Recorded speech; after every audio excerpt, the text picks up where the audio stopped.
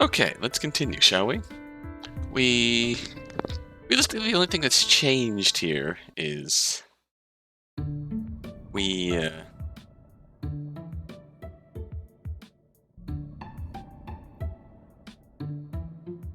Michelle doesn't seem very worried about what's going on. I think it's just a show of confidence to keep the students calm.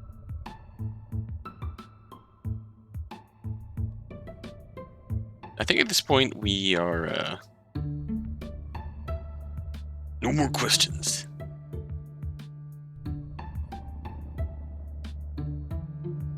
Ah, you want to be head student, eh? Well, yeah, but I mean, who doesn't? Sean sure didn't. Yeah, it wasn't his style. He didn't like all the work? Oh, it's not about the work. He's never had a problem with hard jobs. He's the guy you call when you wake up at 2 a.m. downtown with no money, a hangover, and a box of dog biscuits you don't remember buying. Has this ever happened? I'm speaking hypothetically, of course. This is a new conversation, I think. But the dog biscuits didn't taste that bad. Of course. But if not the work, then... The acclaim, or rather, the lack of it. The acclaim. He's a nice guy and all, but he really prefers it when people notice how nice he is. You want to be noticed too, don't you? Of course, everyone wants to be noticed, but for most of us, getting noticed is a means to an end. I want to be noticed so I can have a higher position. He wants to be noticed just for the sake of being noticed. The more adoration he gets, the better. He wants to be noticed externally, you want to be noticed internally. Weren't you just talking about how great he is? I never said he doesn't deserve it. I only said he's always seeking it out. Fair. Being lab head is sort of a thankless job. Then why do you want it? If you can't understand that, I don't think I can explain it to you. Yeah, I think I have the right idea. Advancing internally versus externally. No more questions. See you. Do you have anything to say? Nope. Later.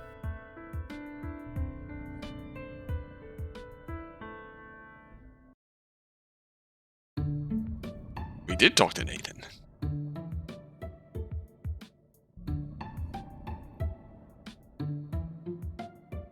No more questions. Let's see if anyone else has anything new to say. Sean? Nope. No more questions. Feel free to come by any Thank you, Sean. Partner? No more questions? Well, let me know if I can help more. How do I leave? That's how I leave. It's been a while, sorry. Hi, Lee May. Did you have enough time to find what you needed? Lee May looks at me hopefully. She sounds serious. Yeah, I did. That is good. You did a good job stalling Jupiter for me. What did you talk about? The rabbit. I wanted to know if it is well. Oh. Why are you sad? I'm sorry, I don't mean to be.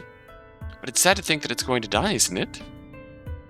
Lee May shakes her head and smiles kindly at me. All pass away in time. You understand. I do. That's why it hurts. Sometimes in my dreams I can still see the memories I've taken from those who have died. None of them expected to die. None of them thought their lives would be so short.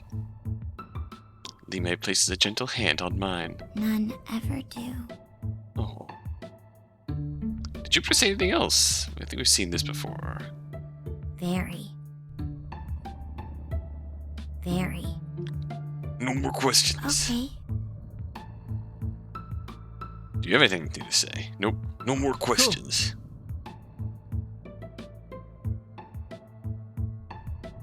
Alright, let's advance the plot. Talk to Gursky. Broski. I think Nathan might have a good motive for killing Dr. Johansson. What makes you say that?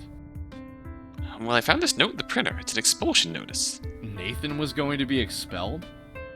Supposedly for unauthorized access to confidential files. I hand the papers to Gursky and he glances over them quickly.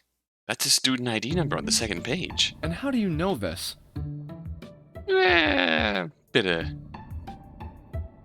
Well, maybe we could have changed something by going to Gursky to get Nathan's ID number instead. Gursky arches an eyebrow, and it's not hard to tell he already has a solid idea of where I got the information. Right. Well, getting kicked out of school is a better motive than anything else we've got. Let's talk to him. I think we pretty much Don't wander off. I don't plan on it. Think we're pretty much back on track? Yep. All new.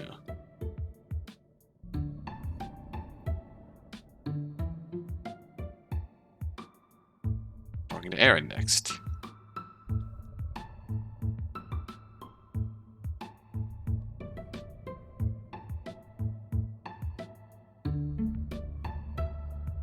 Hi, Lee May. Aaron's doodling flowers. Hey, Aaron. Yo, something up? Aaron has an alibi. Hi, Lee May. Okay. Nathan and David swap ID cards. Cheat the login system on the computers. Talk to Aki. Need to talk to David. Someone is scared.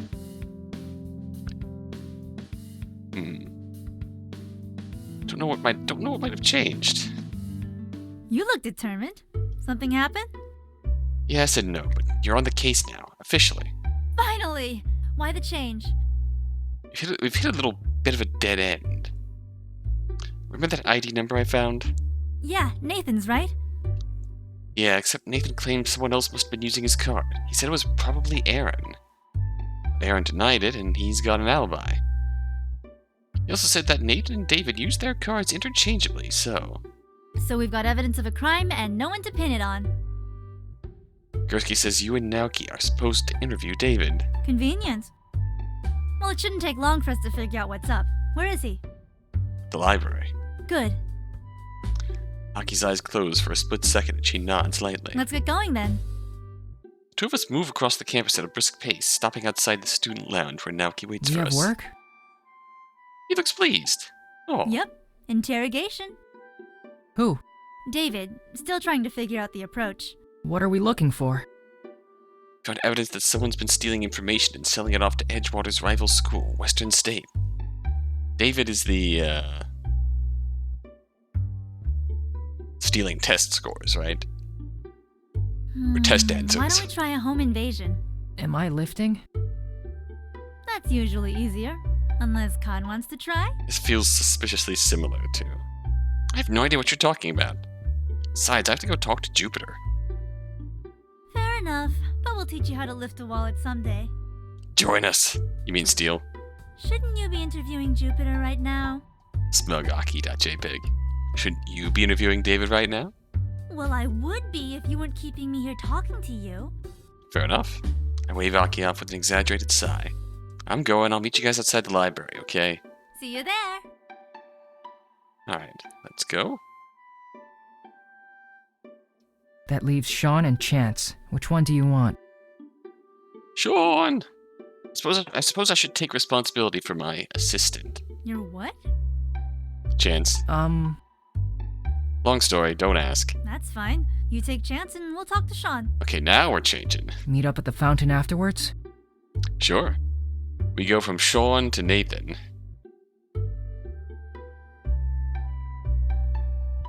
And it's not confirmed, but the implication is that Sean freaked and tipped off Nathan. The twins and I enter the building and part ways at the entrance. What's gonna happen when they take Sean? Then again, they might get something out of Sean, since it seemed like Sean knows a little more about what's going on than he wants to admit. I quickly make my way to the cafeteria. Hey, partner. Do you really have to call me that? We are partners, aren't we? Kind of regret agreeing to this. You look pretty worn out. Well, I thought I had a lead, but it wound up being nothing. Would you like a coffee? I can get something for you from the cafeteria. Oh, that actually sounds pretty good. Just don't poison it this time. Great. Hang on a sec. I'll be right back. Chance scurries off, leaving me alone with my thoughts on a group of college kids playing a board game about colonizing space. Okay. I pace back and forth, trying hard not to eavesdrop on the space colonials. Apparently they're trading supplies with aliens now. Krongai. Lee May approaches swiftly. She looks serious. Then again, when does she not? What's up? We have found something. Oh. I like that expression. That's cute. We? You mean you and Aaron? Thinking hard. Li Mei nods slowly. He Suspiciously showed me Mei. his photos. He said it would help him calm down. And? Here. Li Mei hands me a printout of one of the photos Aaron took yesterday. Oh. Bike.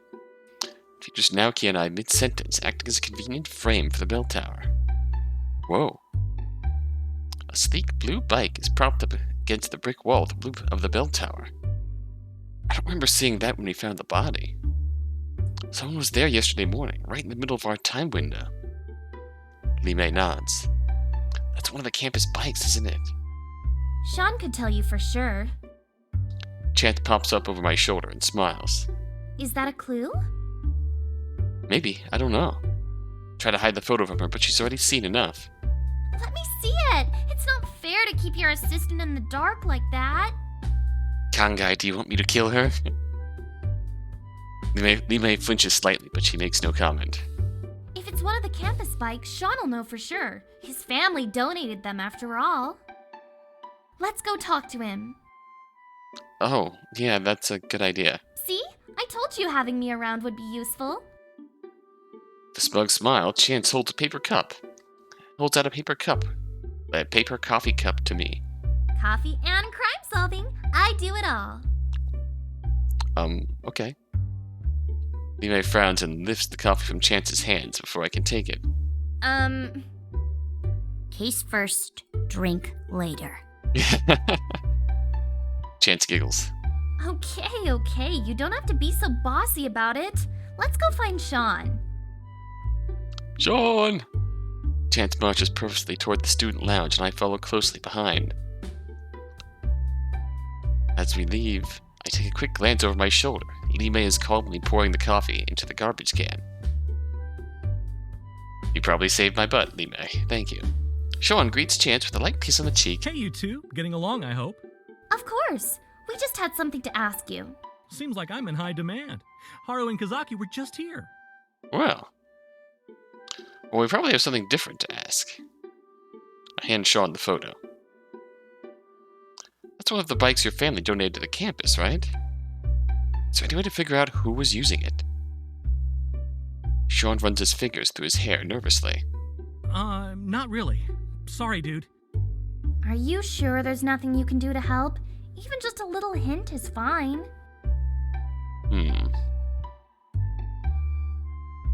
Sean shifts his weight uncomfortably and tries not to look Chance in the eye.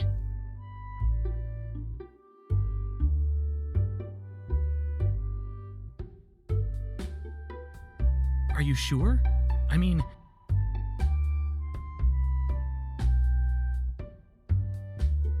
Trust me, it's fine.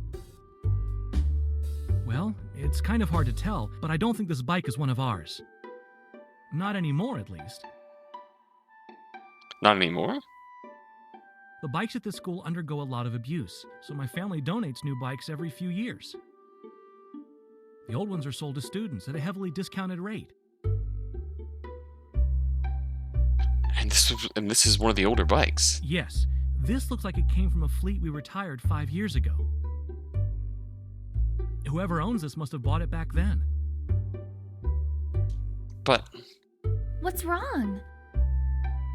I know who killed Dr. Johansson. You do? Sean coughs uncomfortably. Whoever left the bike there must have been in the tower at the time. It means whoever owns the bike is probably the killer. Just jump right to it. It was Chance. I do kind of want to accuse Chance while she was here. It was Chance. Con, what are you talking about?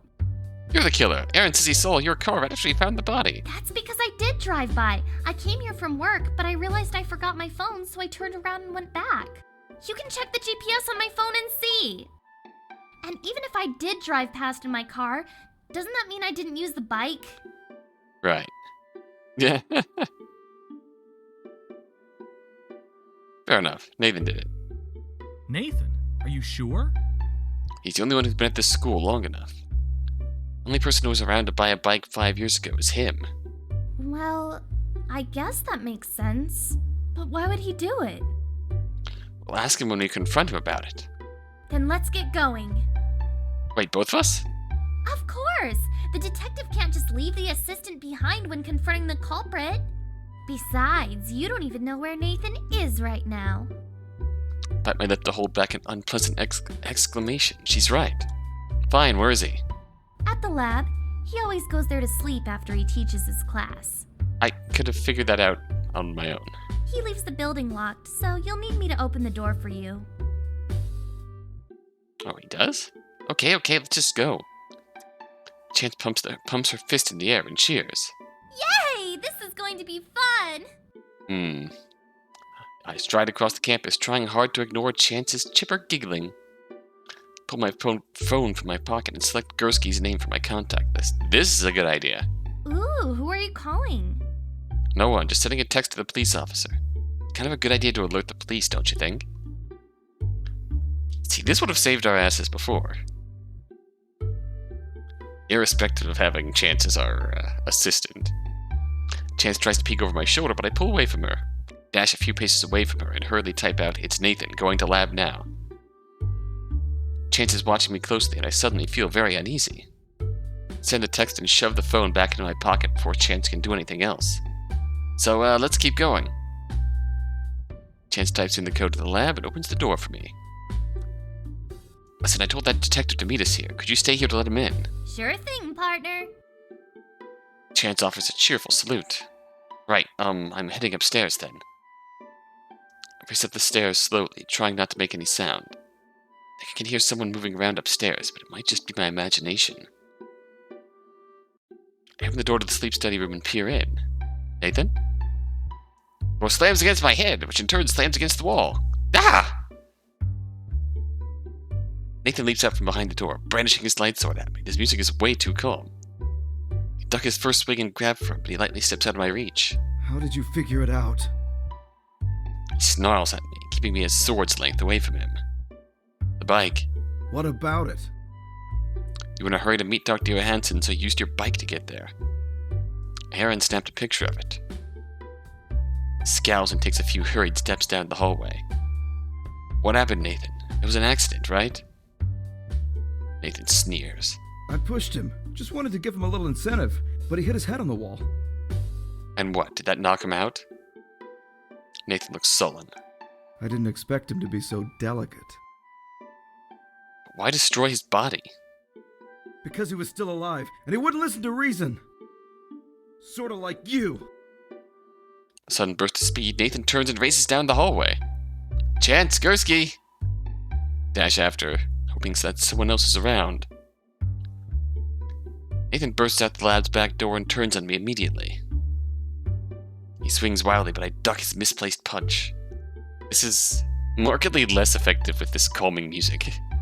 The door behind me slams shut and he punches a button on the number pad. On the other side of the door, I hear a resounding thud, followed by frantic pounding.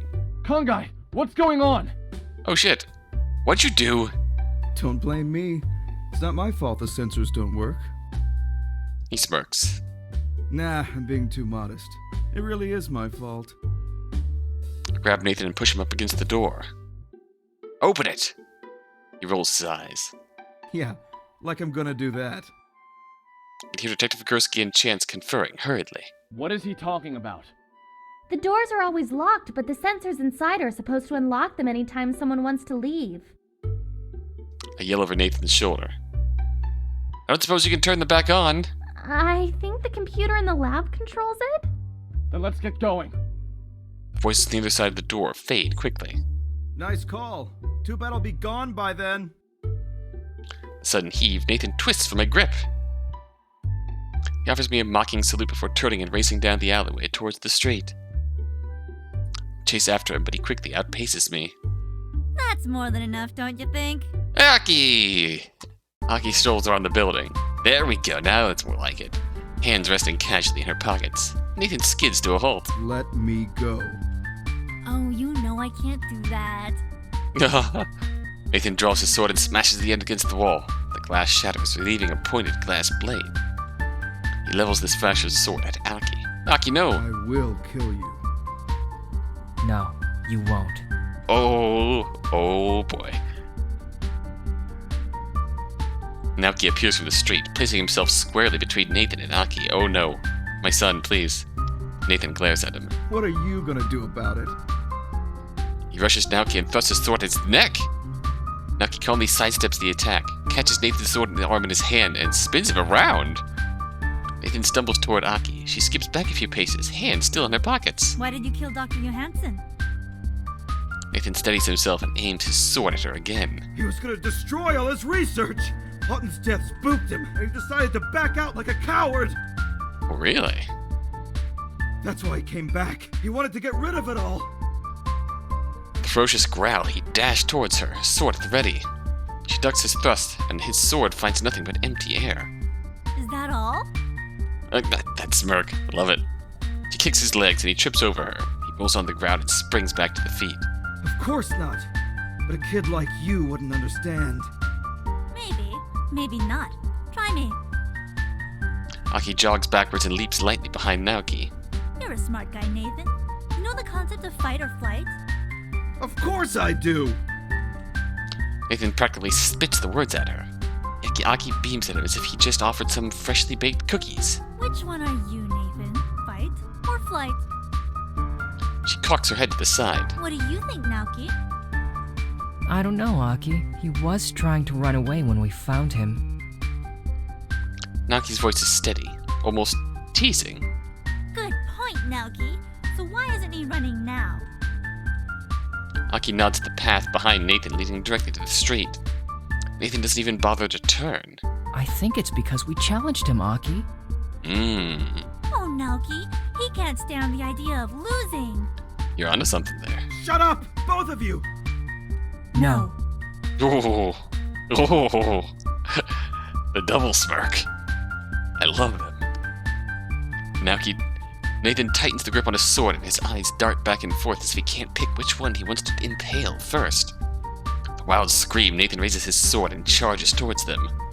Twins exchange a brief glance and Aki nods approvingly at Naoki. Whoa!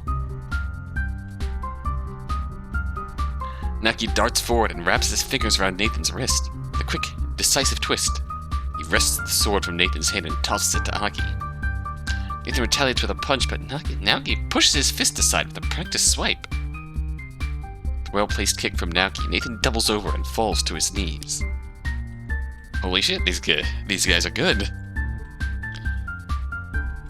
Part of me thinks that obviously they've lived on their own for so long, surviving on their own. Of course they would have learned self-defense themselves to protect themselves.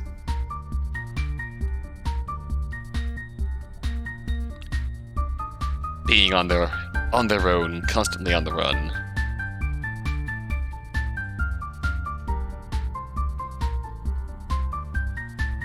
Number two, there's also the chance that Aki's using her kansei to sort of interfere with him a little bit.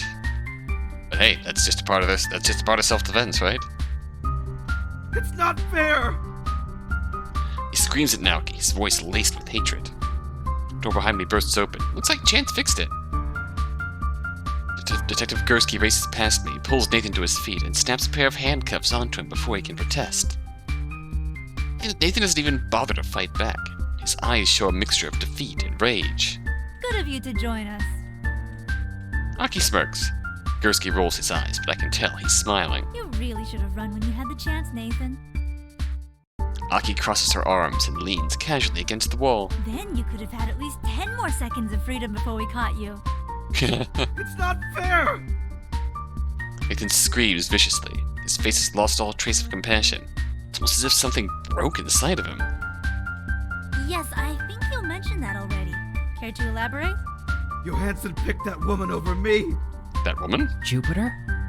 I should have been in charge. I'm the oldest. I'm the smartest. And then she has the gall to choose David as second in command. He never takes anything seriously. Nathan's getting more and more worked up by the minute. Aaron came from that second-rate school, and they welcomed him without a thought. I'm better than all of them, but they treat me like a joke. You killed him because you wanted a higher position at school? Nathan laughs derisively. Not school, you half-grown freak. Dragon's blood. Whoa. Detective Gursky's eyes suddenly darken. What did you say? Nathan glares at us. The dragon's blood is wasted on you. All of you! The dragon's blood again. She was the only one who recognized I deserved more. She said if I saved Johansson's work, I could have it. Hmm? She? Who are? A sudden knot forms in my stomach and I turn back to the lab. Chance is nowhere to be seen. Oh no! I race into the door and wave my card over the reader. As soon as I hear the beep, I yank at the handle and race into the lab. Con, where are you going? Oh shit. I yell over my shoulder at the closing door. It's Chance, she's the one who set it up! I speed down the hallway and skid to a halt as Chance steps out from the main lab. Uh-oh. Oh shit. She leans casually against the door and nods mockingly. She looks like she's been expecting me. The end game of her sort of worming her way into the lab.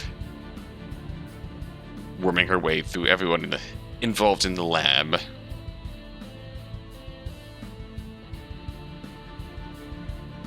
And this is her end goal, huh? That took longer than I thought. Maybe I overestimated you. Sorry to disappoint you.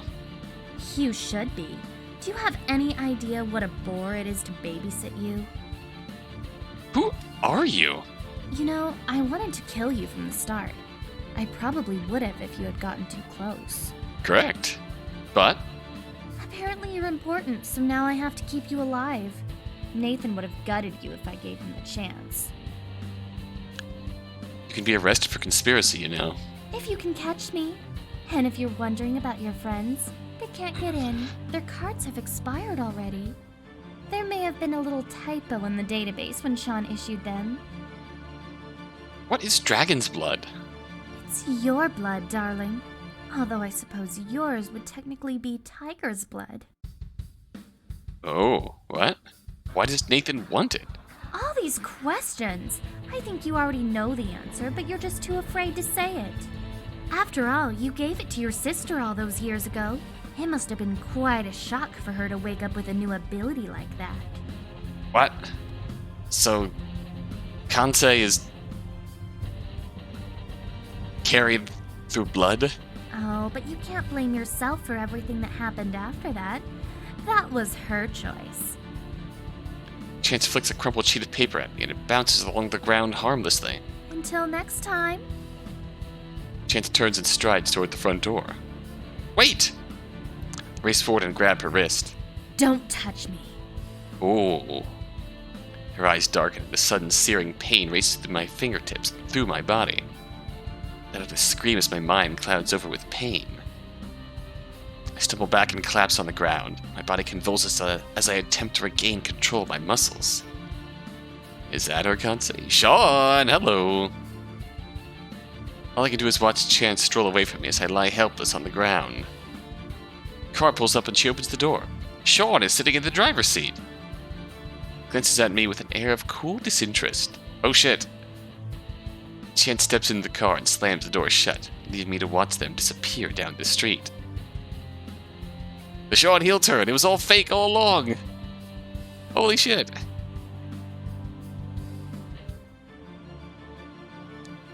The reason why he sounded so fake and disingenuous in a very authentic promotional voice, because it was. Goddamn. Didn't even. Which means there has to be more going on now, right? And then she and Sean took off. I rubbed my head slowly, with the pounding headache from Chance isn't going away. No idea where they went?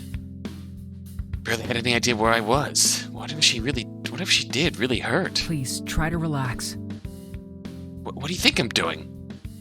I try not to snap at Naoki, but I still feel miserable. May knowingly places her hand on mine and smiles reassuringly. You did well. She's right. We lost Chance and Sean, but at least we caught the killer. Yeah, I guess that's a good thing. How did you two even know where to find me? Li Mei.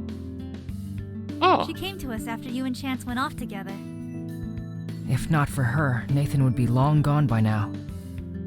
I find it hard to believe Nathan would do that. Did he really hate me that much?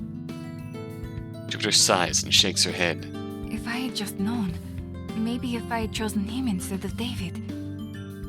And he would have just tried to undermine you. You can't blame yourself for his decisions. And would he really have been satisfied being number 2?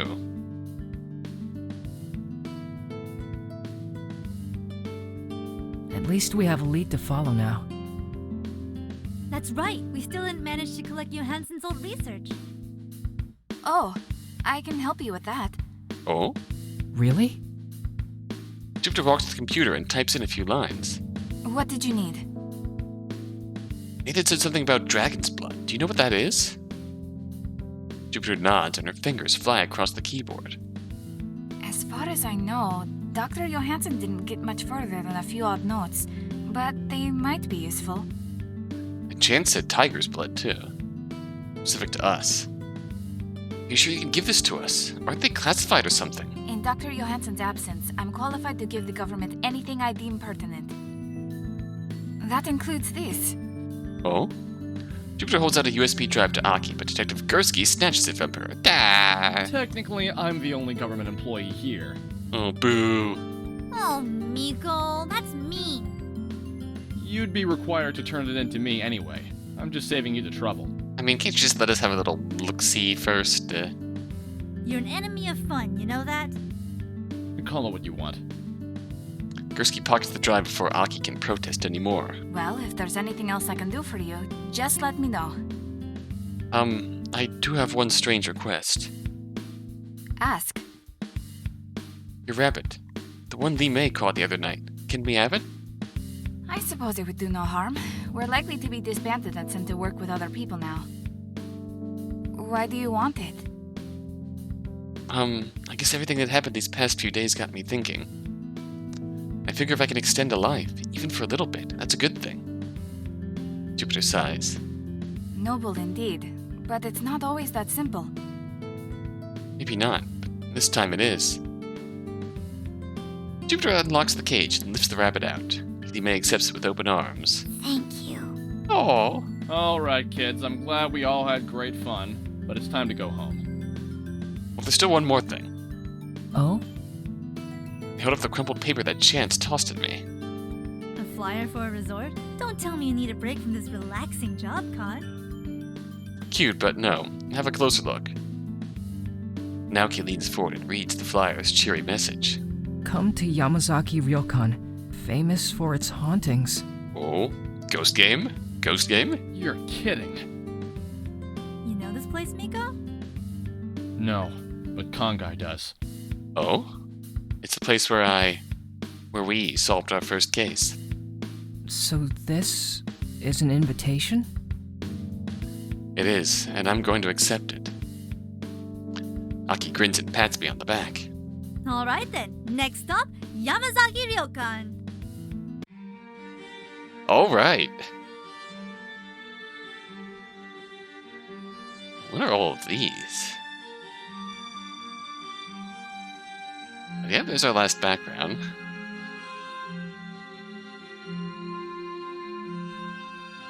I'm really curious to see if we missed something.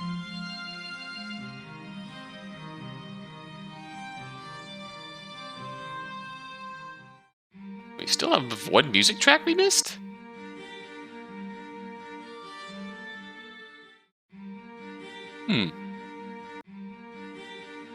Just for now, this looks like... Oh, I know what we can do. Extras menu. Still the other two are locked. Huh.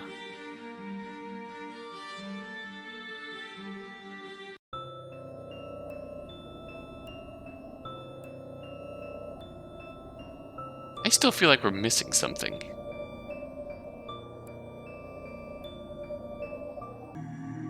There's a few extra things we can probably do. We didn't see this scene out fully through. We spent this one with Aki, but not going back to our room. Aki nods and she guides Lee May down the hall to their room. Into Aaron's room, knock on the door gently before entering. Aaron lies in his bed, wrapped tightly in blankets. His breathing is heavy and labored, but he's clearly asleep. Naoki is sitting up in the bed with the covers pulled up around him. Are you okay? I'm fine. Leave the lying to your sister. You're terrible at it. Aki doesn't lie. Right, she just tells misleading truths. She says what she has to. He glares at me. Okay, this conversation isn't going so well. I didn't mean to come in and start an argument or anything. Naoki sighs and leans back. I'm sorry. Wait, why are you apologizing? Because I feel bad. About what? It's not like this is your fault. I shouldn't have gone alone.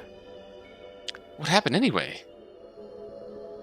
Naoki glances at Aaron's sleeping figure. He sighs and lowers his voice. It's easiest to tell people I have a perfect memory, but it doesn't work the way you'd think. I don't look at a book and memorize all the words. Instead, I remember what it was like to read the book.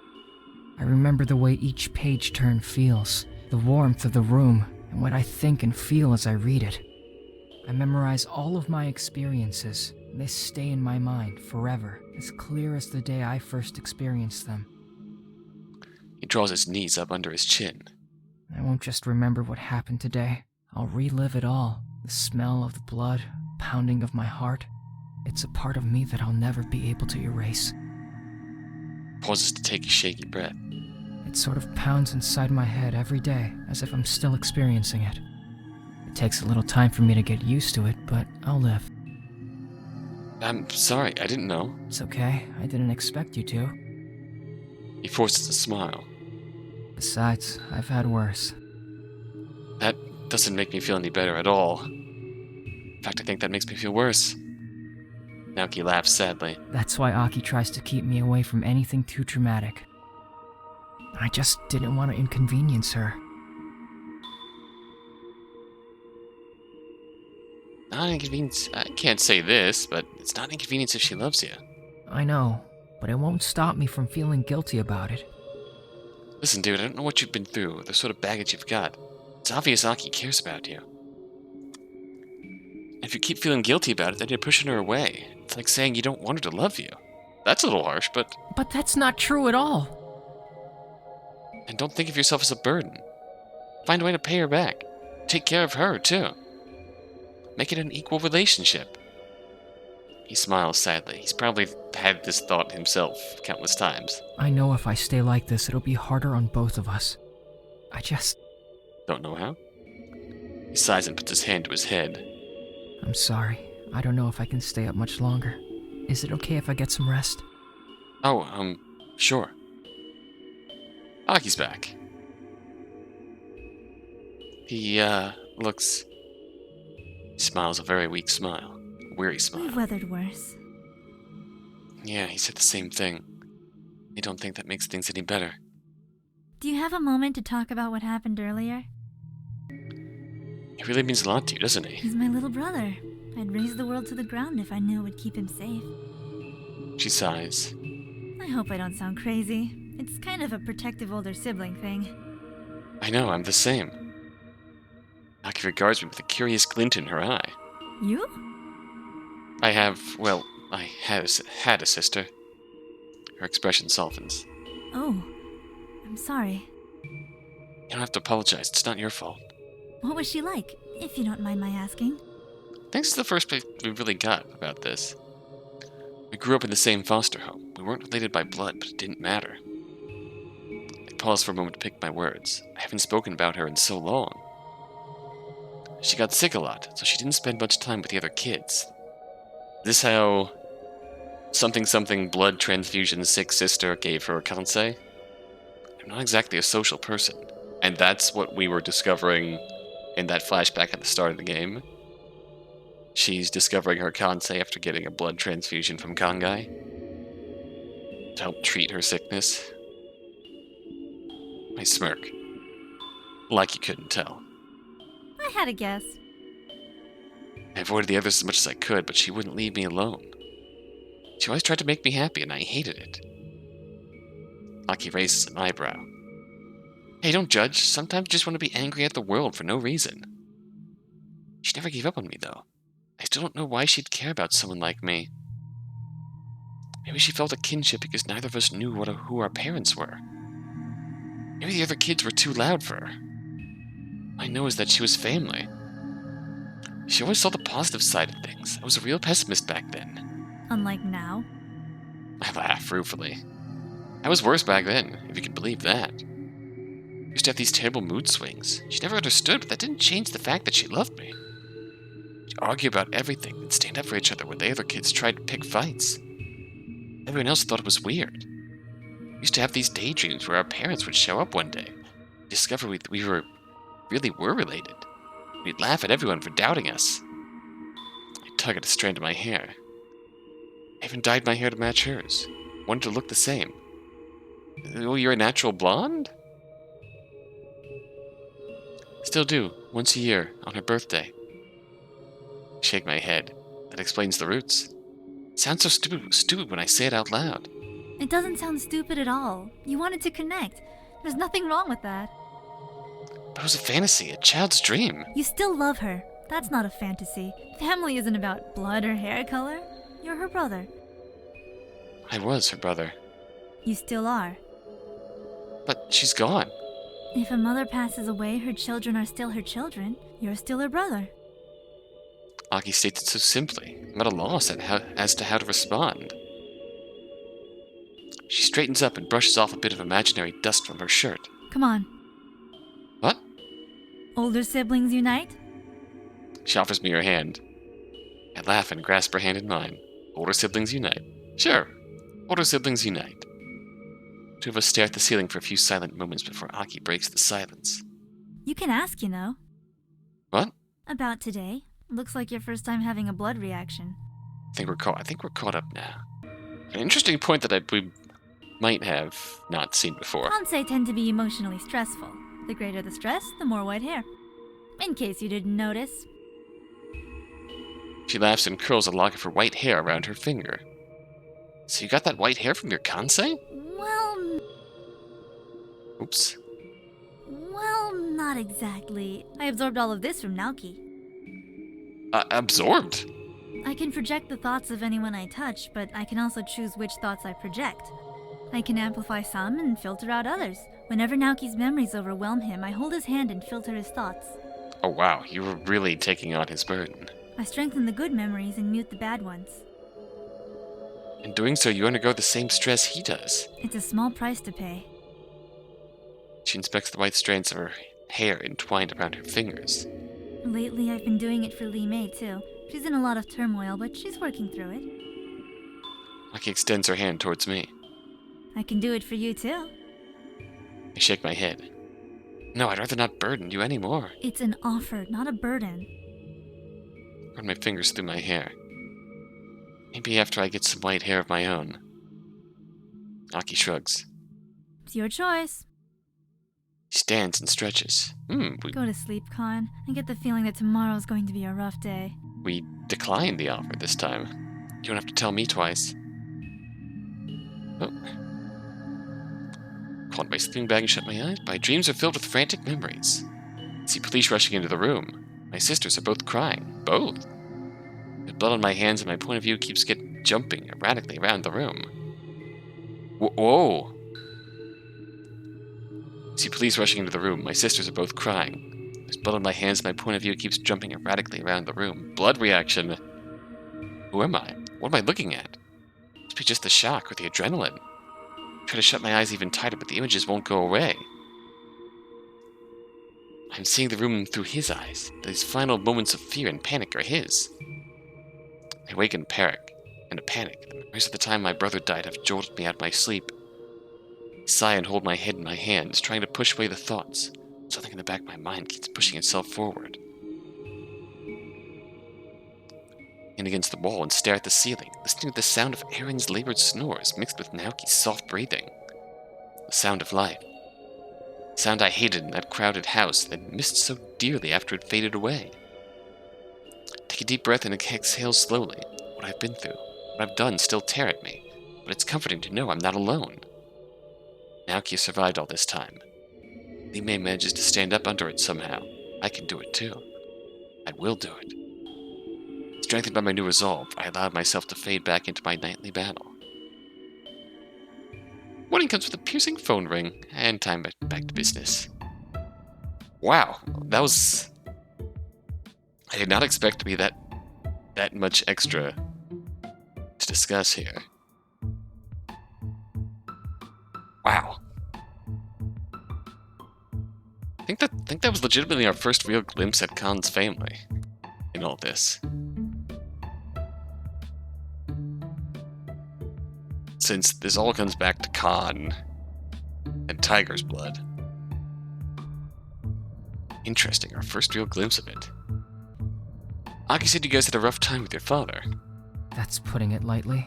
This was a new conversation topic. Sorry, I didn't mean to bring up any bad memories. You can't bring up any memories. They're always in my mind. Yeah, I'm sorry. It's not your fault. I simply am who I am. When our mother died, our father didn't handle it too well. He took to drinking, and eventually it was all he knew how to do.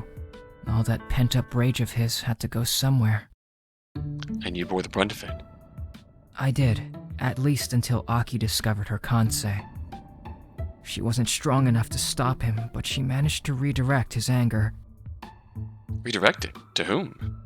Who else was there? To her. I'm so sorry. Aki's proud. She tries to carry the weight of everyone on her own shoulders. Even back then, she never wanted to accept help from anyone. So I went to one of the teachers at school in secret, begged her for help. The teacher called Child Protective Services, but they wouldn't let us stay together. So we ran away. Just like that? Of course. Wouldn't you have done the same thing? Yeah, I think I would. Hey, mind if I ask you something? Go ahead. Why are you telling me this? It's kind of a personal story, isn't it? Isn't it obvious? It's because you're family. Oh, what? You're living with us now, aren't you? Well, yeah, but I didn't think... You don't plan on staying with us? I don't know. I hadn't really thought about it. Well, you should. I agree. You should, Khan. Aki and I thought we'd be running forever. Same goes for Lee Mei. But it turns out we like having a home and a family. It's less lonely.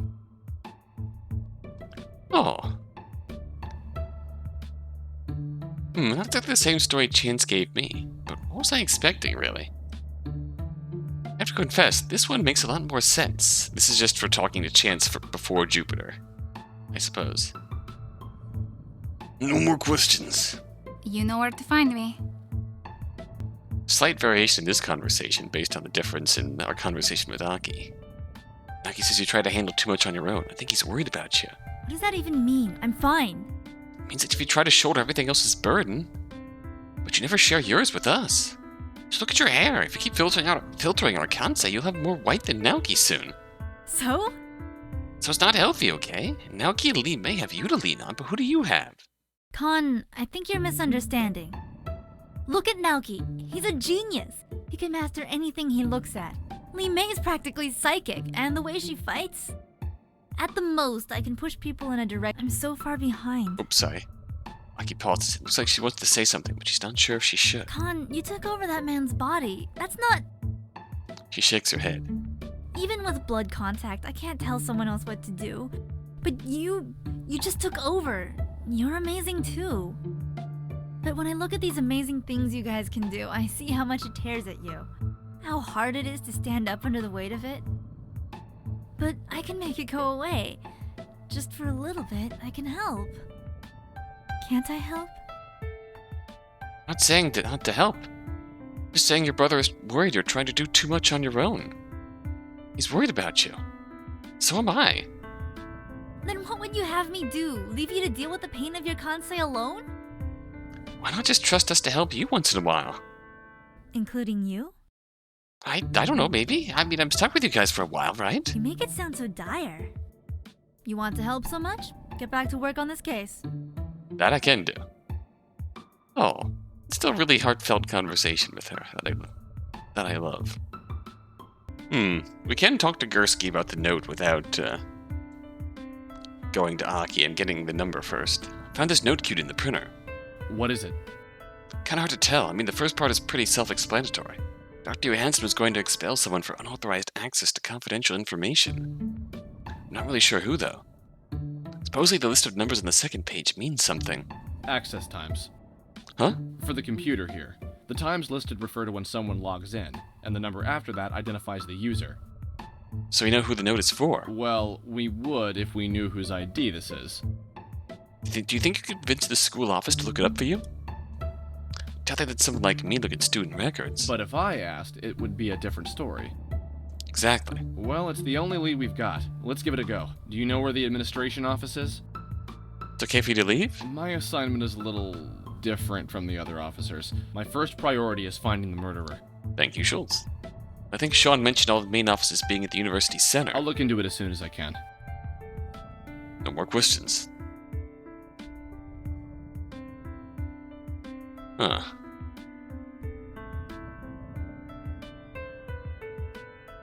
Alright, that was quick.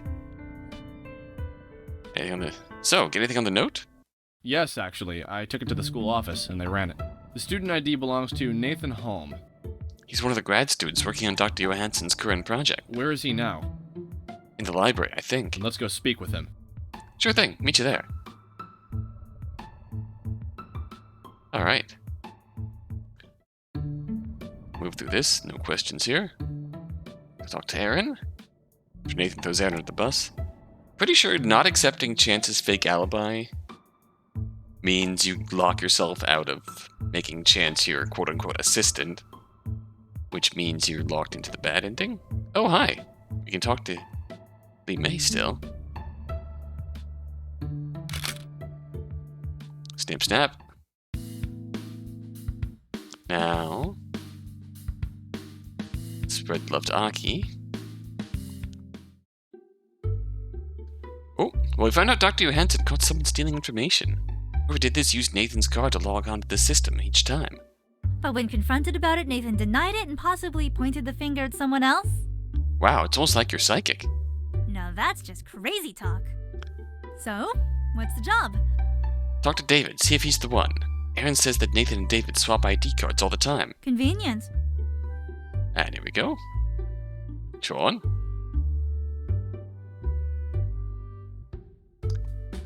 He doesn't know you're after him. There's no hurry. Lee May and I exchange glances. She shrugs. Hands out the window and sigh. He does have a point. Guess playing it safe is a good idea. As we leave the university center, I notice Sean fidgeting with his phone. Strange. Sean was in on the whole gig with Chance, too. Lee May and I jog down the stone pathway to the bell tower. Detective Groski notices me immediately. Something wrong? It's like you know. I assume you didn't take up jogging for your health. Now, this is interesting.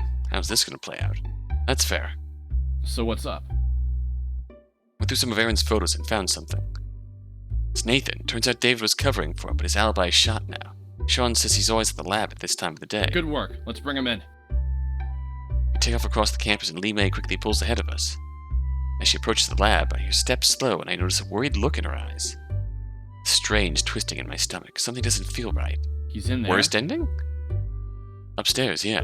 I swipe my car at the door and it unlocks without resistance. As I open the door, the uneasy feeling starts to solidify. Jupiter's still out, so should the door be locked? Something wrong? I don't feel good about this at all.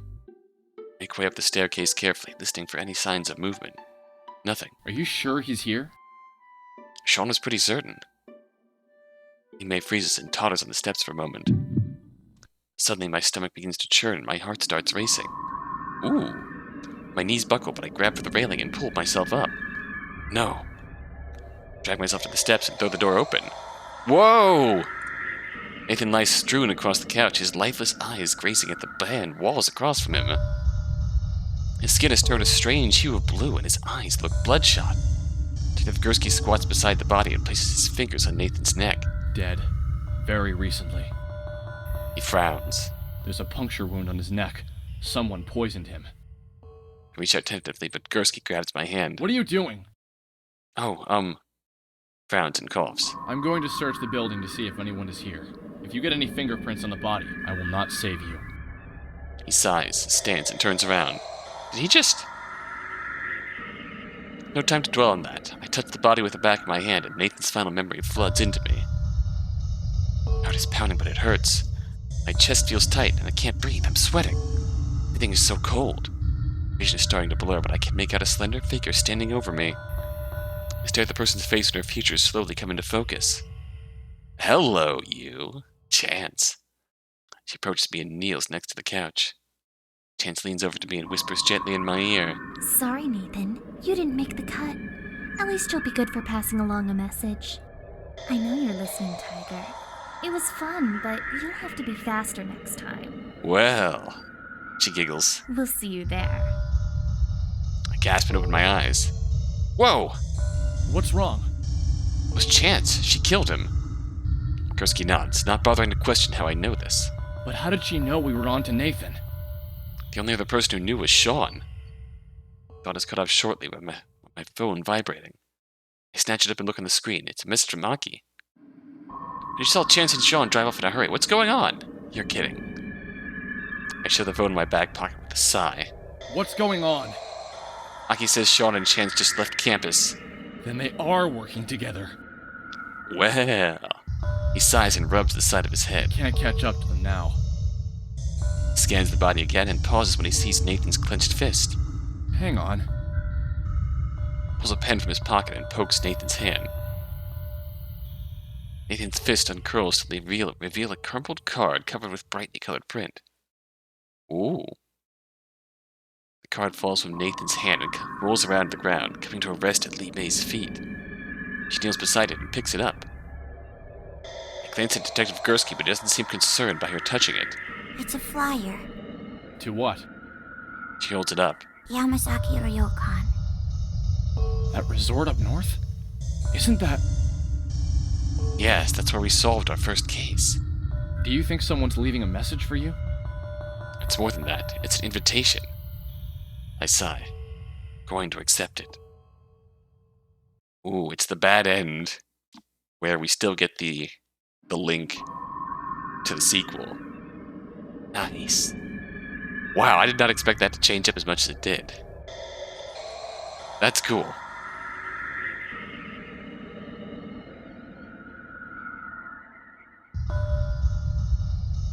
So what prompted that exactly? I think probably the biggest bone charm.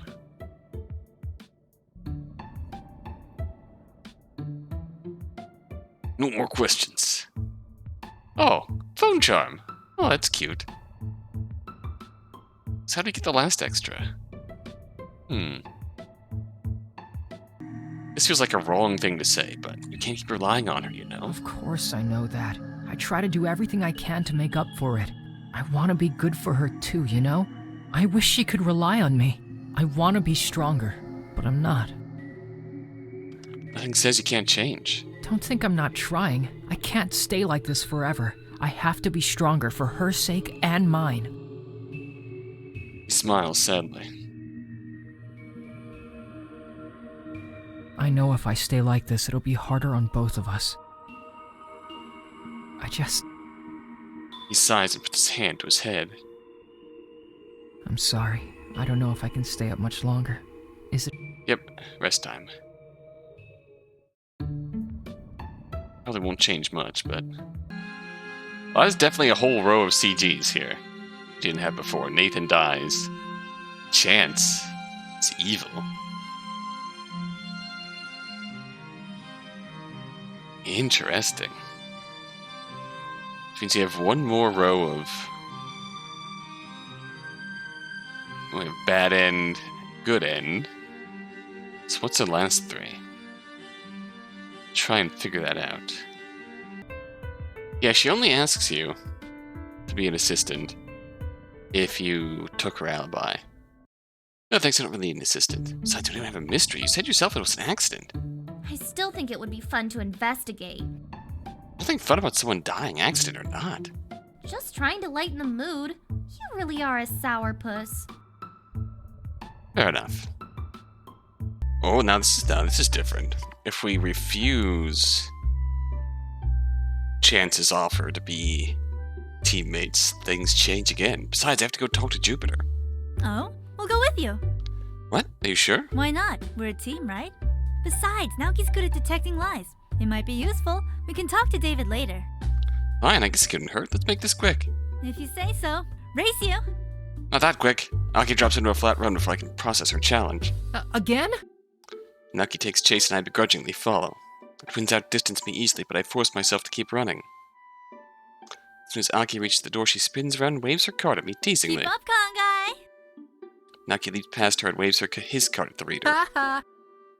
Grabs the handle and throws the door open. Hey! Aki punches him playfully and he returns the gesture. I take the moment to put in an extra burst of speed in my steps, racing through the open door past the two of them. Nice try! Taunt over my shoulders, I speed off towards the lab. Jupiter jumps to the three of us, pile into the lab, a half out of breath. What's going on? Aki tries to lean casually against a counter, but the effect is marred by her gasp for air. Oh, nothing. We just felt like running. No, you just felt like running. I was all for walking. Don't tell me you didn't have fun. I deny all allegations. That still doesn't explain what's going on. We had something we wanted to ask. Con? Oh, right. Have you ever used Nathan's ID card to log in? You mean that childish game they play, swapping cards with each other? No, I do not partake in it. Notice the twins exchanging glances with each other. So you know about their system? They think they can, how is it said, defeat the system. I know they do not always arrive on time, but it is wiser to let them believe they are winning. Otherwise, they may devise a trick even harder to keep track of. That makes sense. We've had this conversation with her. That makes sense. I don't suppose you come here to work late. Of course I work late, you know that. How late? Maybe 10 or 11. Why do you want to know? Someone's been logging in every other week. Like, late. Like, after midnight late. Yes, Nathan. I brought that to Dr. Johansson's attention. Is that what this is about? We're not sure. We think the person was selling off information. Maybe to Western? I find that difficult to believe. Let's see, is this a completely unique scene? Then Yes, maybe it it's is. something else. Did Dr. Johansson have anything else he was working on? Ooh, Aki's influence. Oh, that was just a hypothesis more than anything else. It wasn't a real project. Mind telling us what it was anyway? We're curious. Well, I suppose it couldn't hurt. Throughout history, there's been mention of people with extra-human abilities. Oh. I'm sure you've heard the stories. Heroes of legend and lines of royals said to have divine powers. Dr. Johansson's hypothesis is this, that such people did exist, but their bloodlines eventually thinned out and their powers diminished. However, if we could find a sample of the genetic makeup of those extra-humans, we could recreate those abilities today. Well. Wanted to make magic people? That doesn't sound scientific. Too often, we think that the scientific advances of today give us reason to ignore ancient observation. But the people of old still charted the stars and built pyramids. They possess the ability to observe and record just as we do. We cannot dismiss the account of superhuman feats recorded across centuries and continents. Instead, we should seek to find the cause of these. Can we recreate or observe them ourselves? He doesn't believe in people with special powers. He believes it is a possibility that must be explored. Is it not scientific to attempt to observe what others have rather than dismiss them without testing? Jupiter shrugs. Of course, even this is little more than speculation. We don't have enough information to try to recreate anything. Man, and I felt good about that one. I apologize, but I have a class I must teach soon. I need to close the lab while I'm gone. This is interesting. Jupiter herds us outside and locks the door, making sure to block the code from our vision. I'll be back in a few hours. We can talk more at that time.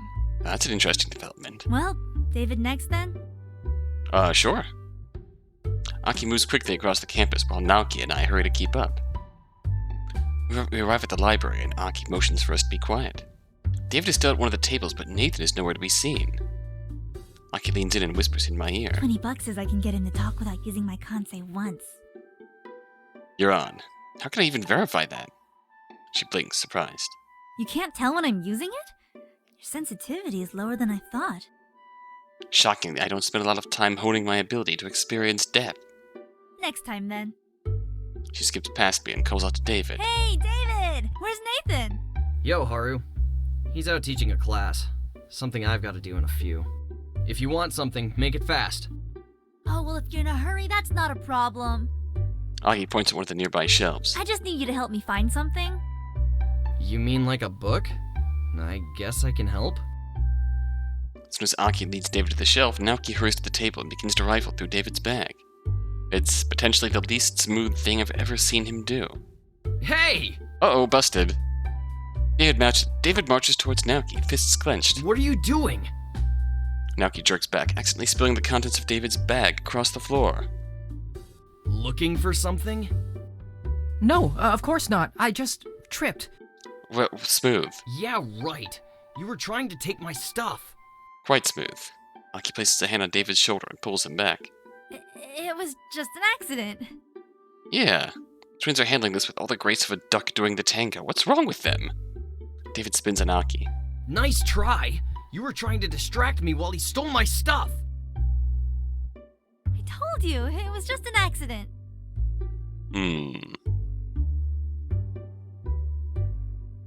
David crosses his arms. Tell it to the cops. I'm calling the police. Oh shit, really? No, please don't. You got us, okay? Just, what do you want? Let's start with you two telling me why you're trying to steal my stuff. Naoki hangs his head, defeated. I was looking for money. What? We sneak onto campuses like this all the time. Students are less likely to report a theft. Nice try. But you can't just sneak into the prospective student program. Care to try again? Well, he's sharp. Fine. Western University hired us to try to steal your research. What? Oh. They handled all the details, like getting us into the accepted student register.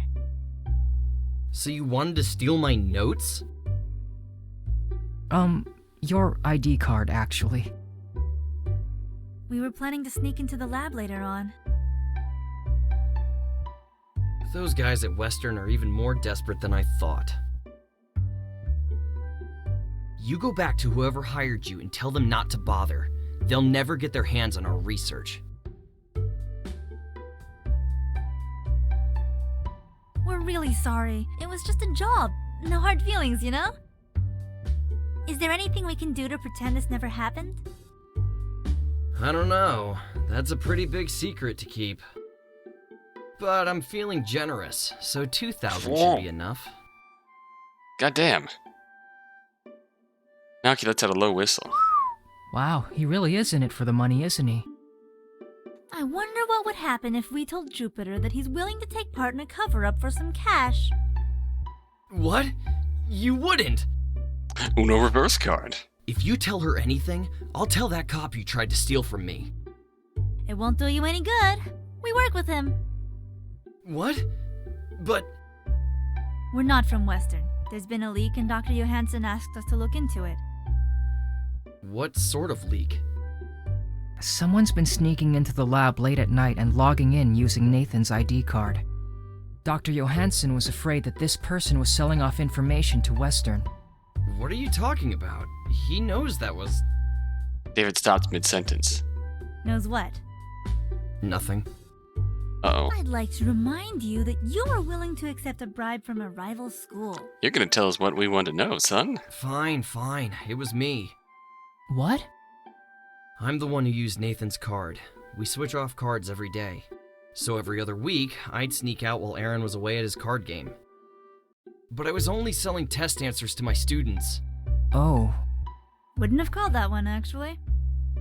Johansson knows about it. He caught me like last month or something. And he didn't kick you out? He gave me a second chance, because he's a decent person. That's fair. So you didn't, say, kill him to keep him from expelling you?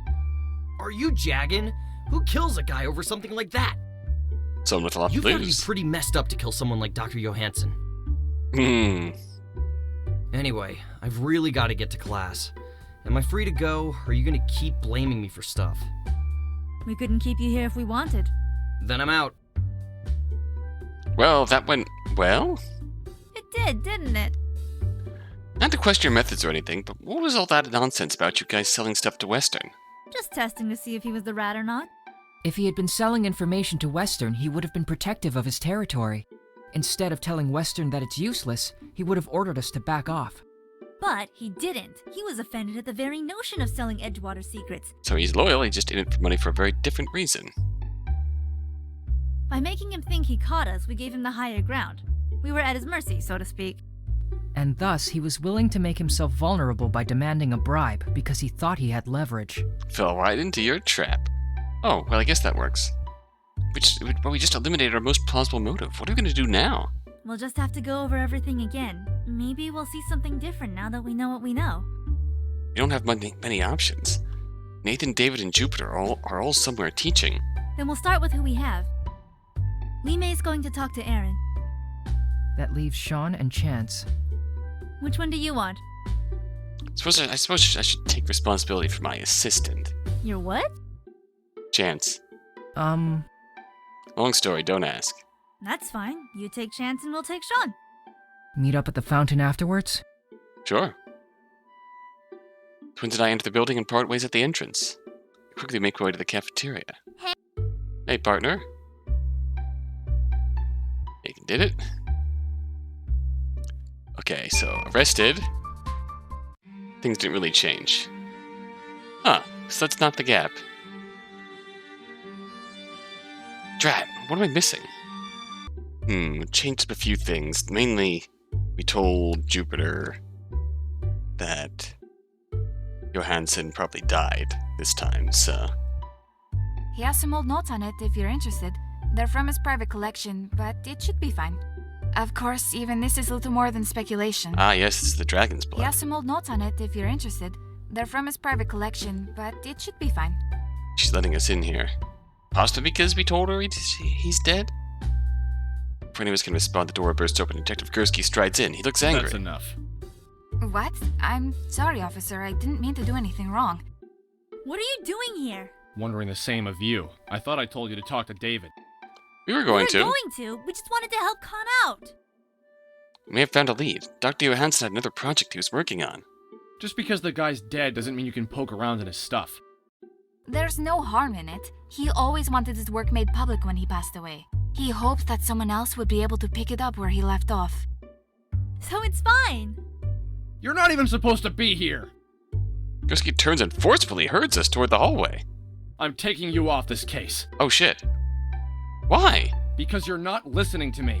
I cut you guys a lot of slack, but you can't just do whatever you feel like.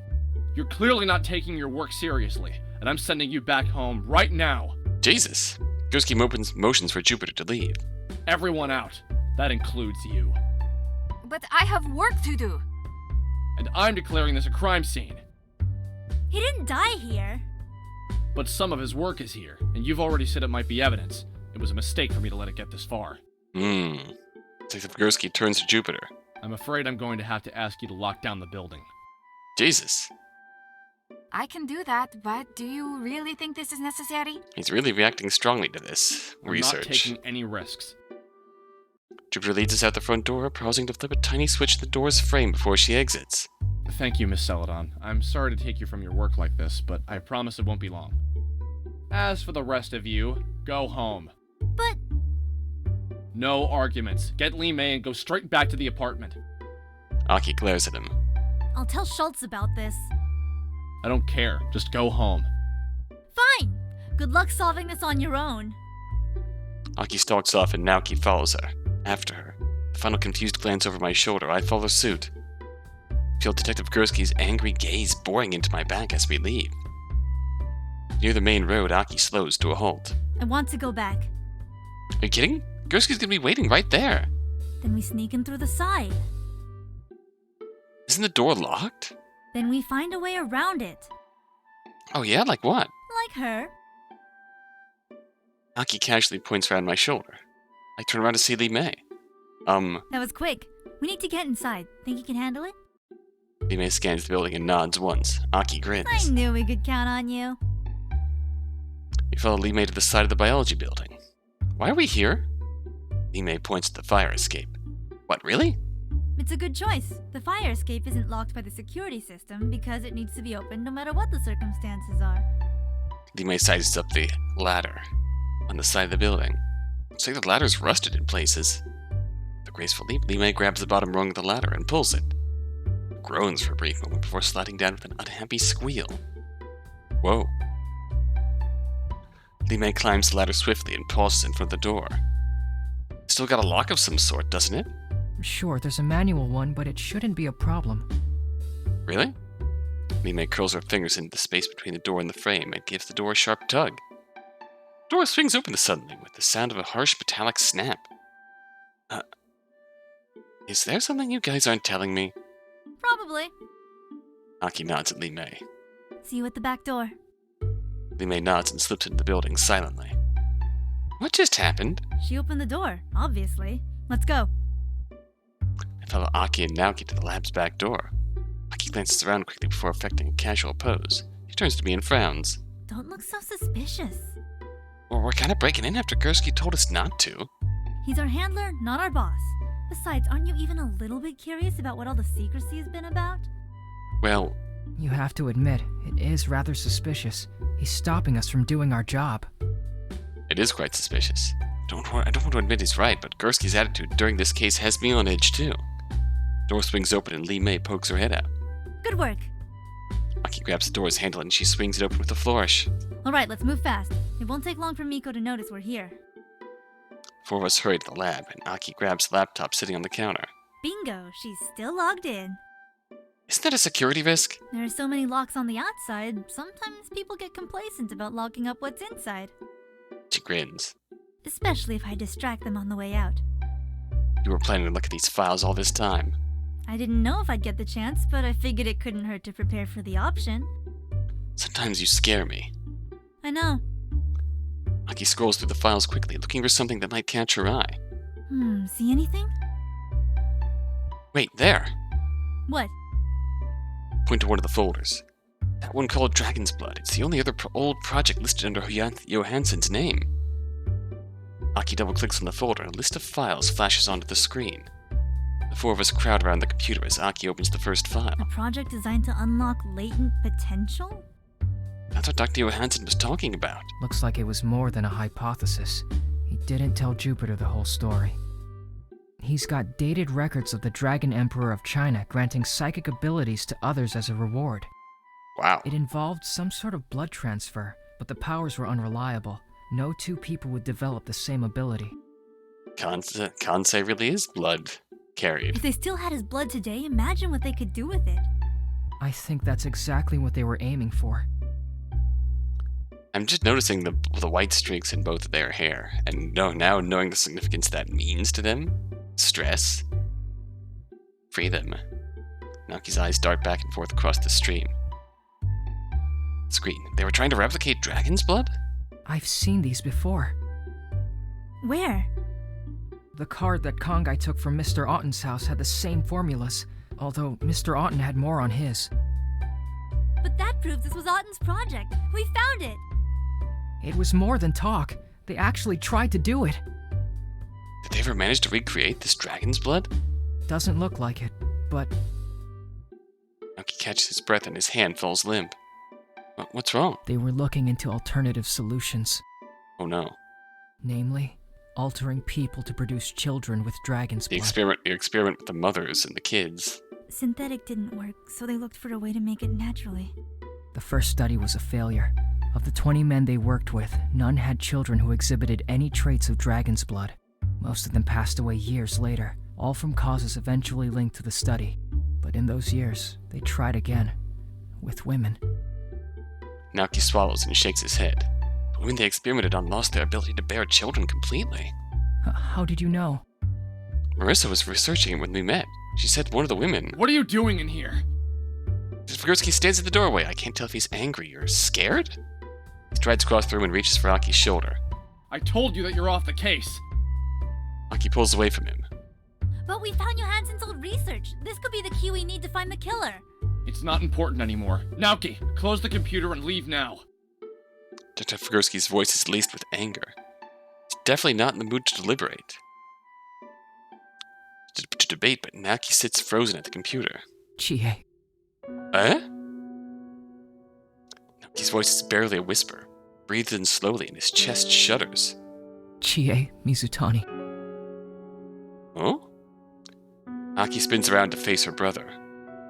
Mom? Oh no. Oh no. Naoki bows his head and buries his face in his hands. Aki rushes to the computer and her gaze darts across the screen. One success. Subject Chie Mizutani died during childbirth, but left 2 children. Both exhibit potential for dragon's blood. Oh jeez. Aki's face hardens and her eyes turn dark. Success? Her voice shakes and I see her slowly clench and unclench her fists. Aki. Aki's eyes meet his and I see a sudden light of recognition. Oh shit. No! Oh shit. I'm sorry, I just... You knew! Punch. Nikolai looks away from her and nods once. I knew. How? I stumbled on the report in a place I wasn't supposed to be. He mentioned that in Kansei, the second game. That's sort of what got him blackballed and demoted to this. He doesn't bother to suppress a bitter smile. You and I are both much too eager to learn things we're not supposed to know. Aki doesn't respond. After that, I was assigned to Edgewater, to your case. I'm the only one who knows what you two are. And what exactly are we? Children unfairly robbed of a parent, adults thrust into a world without a lifeline, human beings. Aki doesn't make any effort to hide the bitterness in her voice. Why didn't you tell us? I wasn't allowed to. They would have taken me away if I did. I didn't... Gursky stops and runs his fingers through his hair as he searches for the right words. I didn't like the thought of someone else watching you. We still deserve to know! We could have kept it a secret! Why didn't you trust us? Because... I don't know. That's fair. He's That's human. Not right. I had no choice. He's human in a system that's clearly bigger than him, too. No. He did have a choice, though. Naoki stands and faces Detective Gursky. His eyes have hardened. You had a choice and you chose not to. Did you think you were protecting us? Did you think we'd feel better spending life thinking our mother died because of us? But she didn't. He hurt us.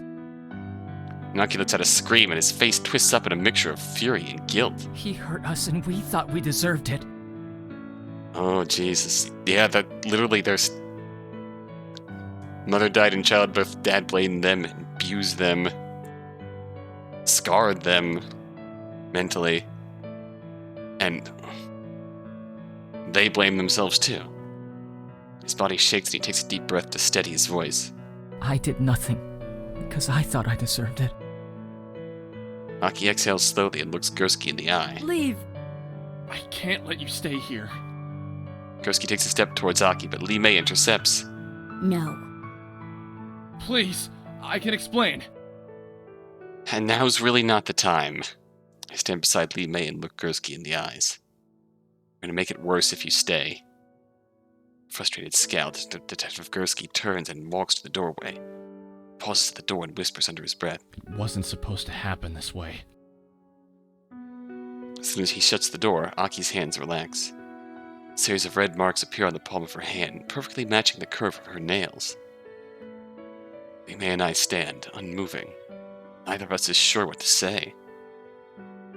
I open my mouth, but no words come. Should I even say anything at all? Oh. As if sharing the same mind, Aki and Naoki sink to the floor in a single motion. Aki wraps a comforting arm over Naoki's shoulder with a practiced ease. Mirrors the gesture, and the two sob quietly into each other's shoulders.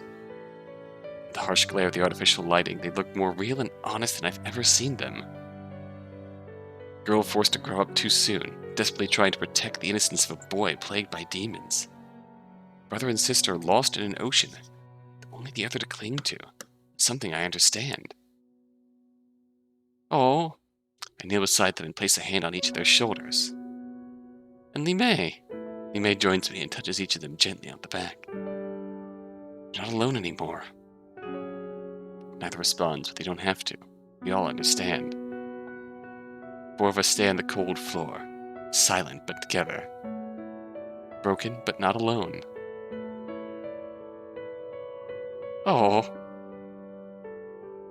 At this point, the murder mystery doesn't even matter. This is something much more important than that. I'm kind of glad I got this ending last, actually.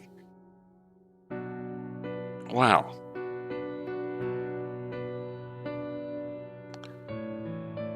Ooh. Bit of emotional family drama there. And whoa, hello. Speak. Schultz? I got all Johansson's research. Happy? Why, Detective Gursky, I'm afraid I don't understand your animosity. You must be Schultz. You set me up. You sent those kids in because you knew I'd follow. You knew I wouldn't let them see it. I gave them an assignment. I can hardly be blamed for your actions or your pitifully soft heart. Your games can't last forever. They received an invitation to Yamazaki. So, the dragon finally makes his move. Sooner than I had expected. What are you going to do about it?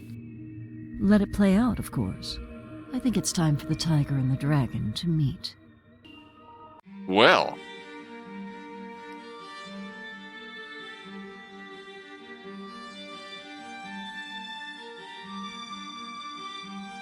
Nathan knew about dragon's blood.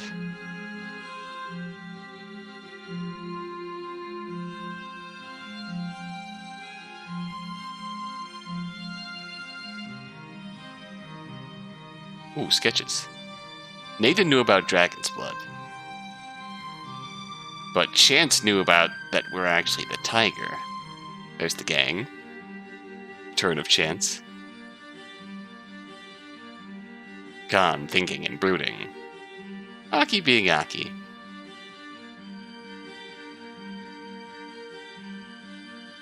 Naoki being Naoki. Lee May being precious. Gursky being Gursky. More...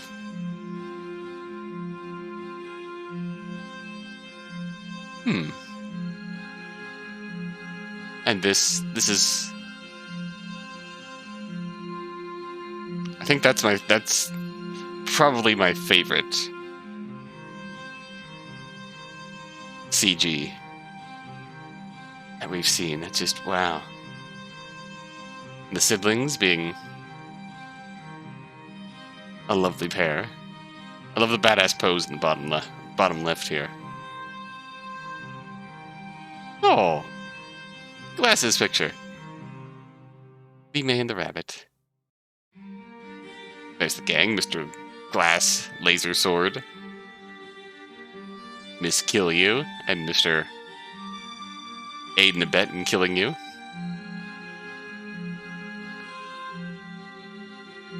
And the innocent ones. Isn't that ironic? The guilty ones. The innocent ones. Ultimately. David did the most wrong, but he accepted his second chance and kept being him. Jupiter is just doing her best trying to run the lab. She's tired and probably overworked and just needs a nap. But she's doing her best nonetheless. Aaron is doing alright. Aaron has strong feelings about transferring in and whatnot, but Aaron is alright. Oh gosh. Oh, hello. In the past, the word Yousei referred to a creature that could raise the dead. The modern meaning refers to fairies, which naturally has given rise to a series of fairy-themed fan art. An official art seen to the left. Oh. Makes me happy when the sakevisual community can have fun together, and to that end I would like to say thank you. Thanks to our artist Beatrice and composer Mark for helping to build this world. Thanks to all the actors, new and returning, thanks to all the beta testers, and thanks to you, the reader, for joining us in our journey. I hope to see you again soon. I heard that... I think a friend of mine mentioned that there was a fourth addition to this coming. At least being worked on something in the future. And now that I've actually finished this, it makes a lot more sense.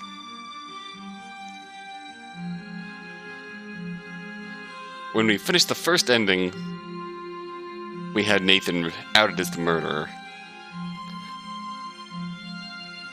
It's...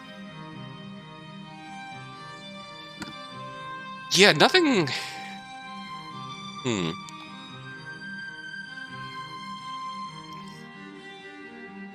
You can have your... You can think what you will about the mystery, the last lead, being a red herring, and the case-breaking solution coming down to a piece of evidence uncovered really late in it, with Aaron's photo and all. But ultimately, this isn't like a Phoenix Wright game where you're given the pieces to the answer and you're uncovering it. This is, in the end, a murder mystery story.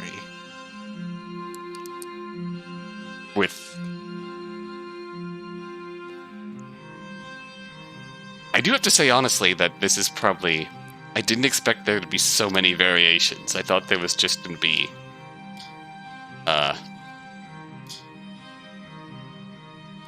He got away and killed the fuck out of Khan, or we catch the killer, which we did 1, 2, and then we found those other 2 ending variations, which were unexpected.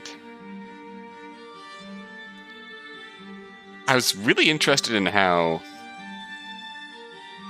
Kansei branched, and how both branches seemed to be canon in the true ending. But the way Yousei branched is really good, I think. It's subtle, but effective, and each branch had something interesting to tell us. Even the one when Khan died, we have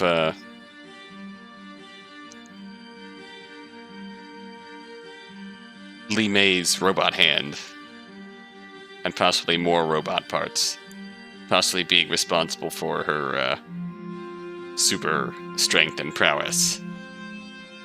But she's not completely robot because she still has a Kansei. What did Li Mei go through? We didn't get anything clearly definitive about that. Oh, that's one thing we should do. See if we got our last extra. I'm afraid I'm going to have to ask you to lock down the building. Did you get our last extra? Gursky glasses. Gursky gets glasses. Yeah. It's alright. It's a alright look for you.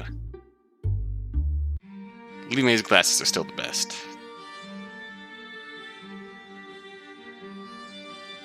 So we definitely have a 4th installment coming up.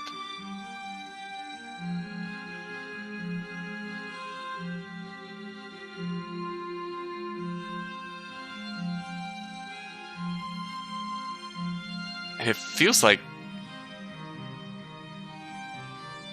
this is a hard one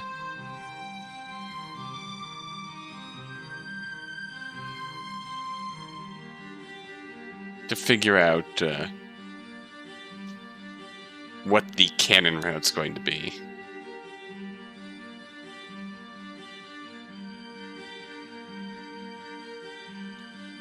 Obviously, true end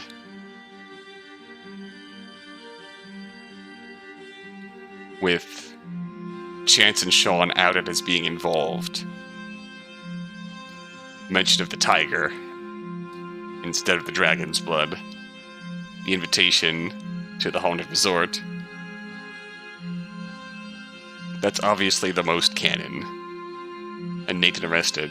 But I kinda hope this gets referenced. Kinda hope this is somehow additionally canon. Like they went on from here to track down Nathan, arrest him, track down Chance, discover her ability, discover Sean's involvement, and achieve the true end regardless.